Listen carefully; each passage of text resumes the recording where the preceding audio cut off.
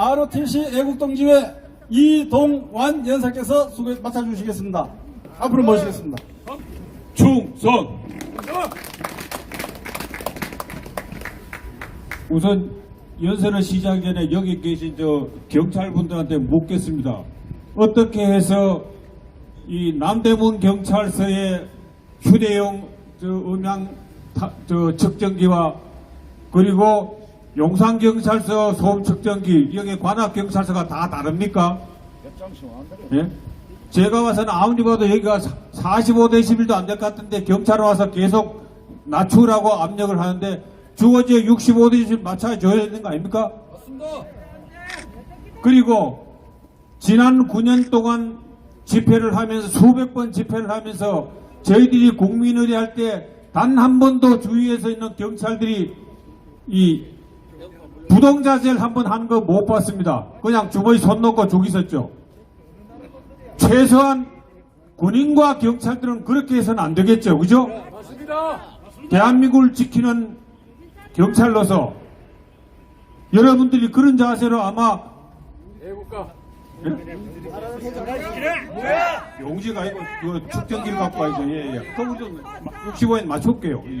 지금까지 수백 번 협조를 해왔지만 지금까지 단 한 번도 우리는 경찰의 지시나 요구를 법을 어긴 적이 없습니다. 그 점을 잘 해주시기 바랍니다. 벌금은 내가 낼게. 우리 낮출게. 기회된 놈들한테 말도 못하면서. 우리 낮출게. 걱정하지 마시오.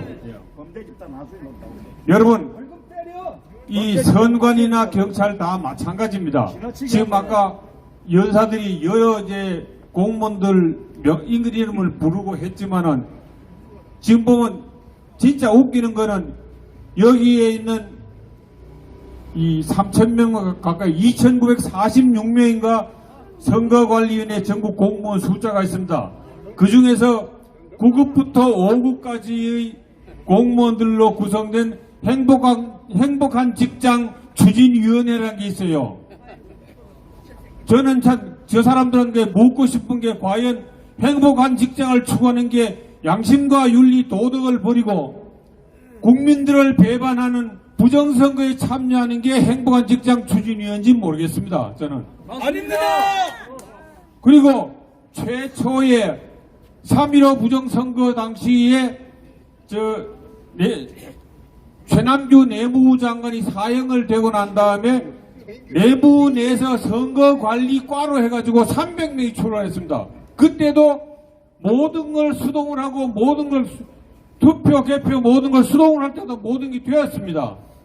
근데 지금 3,000명이 되는데 전산으로까지 하면서 계속 엉뚱한 결과가 나온 게 이게 되겠습니까? 말도 안 돼요. 300명, 500명 해도 충분히 선거는 공정한 선거가 관리될 수가 있습니다. 맞습니다.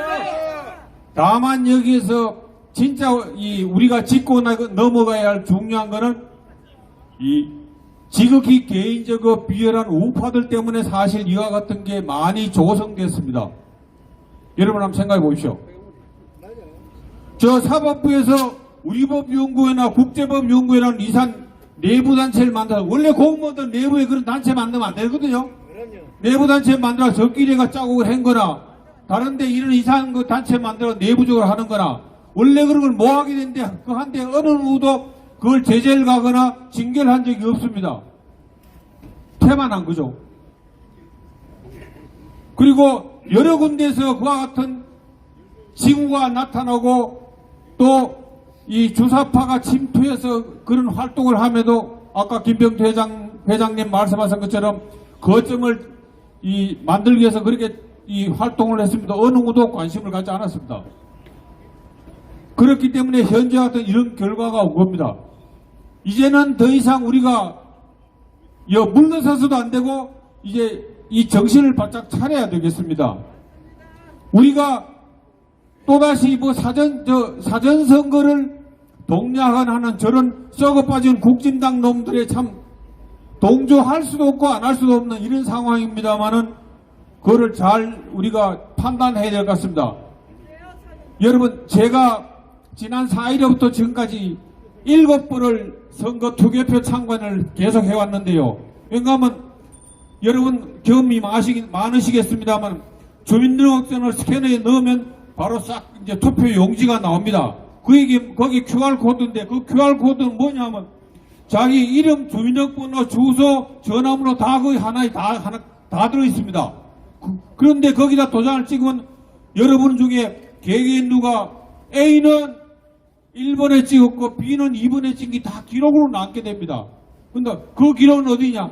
바로 그 전산표를 인쇄해낸 옆에 컴퓨터와 스캐너에 다 들어있는 겁니다. 그건 바로 선관위 서버로 바로 들어가는 거예요. 그래서 지금 중앙선관위에서 계속 여론조작이 가능한 겁니다. 여론조사라는 건 일반 여론조사하는 회사에서 알아서 하면 되는 겁니다. 다만 그건 자라가 뭐하고는 그건 경찰이나 검찰이 잘못해서 수사하면 되는 거고요. 근데 우리가 너무나 관심이 없었기 때문에 이와 같은 참 처참한 결과가 나왔는데요.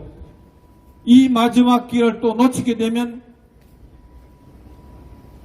정말 우리는 우리 자신이 문제가 아닙니다. 여기 계신 분들 거의 대부분이 뭐 60, 70, 80대니까요. 그러나 여러분들이 아들, 딸, 손자, 손녀는 어떡합니까?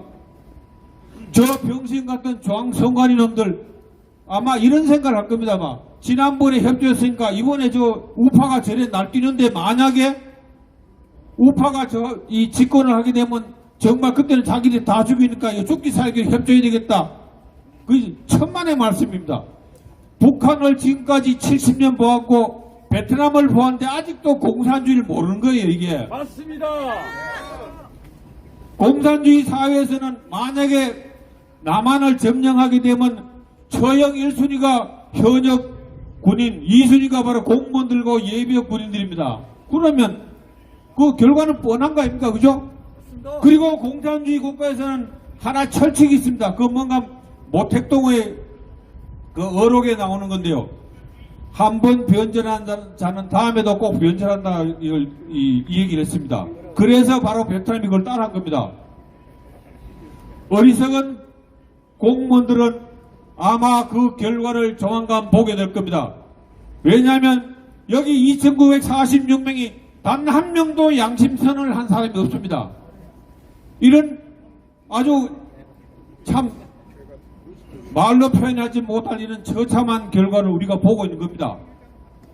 그렇게 수백 가지, 수십 가지, 수백 가지 부정선거 결과가 나오고 특히 보면 저 구리시, 남양주시 같은 경우는 이 중간에 그 우파 파수꾼들이 새벽에 출동해서 그 선거관리위원회 그 사무실을 지키고 미친 짓을 했습니다. 저도 거기 달려갔지만은 그래 했는데도 불구하고 지금 이 모양인 겁니다, 여러분.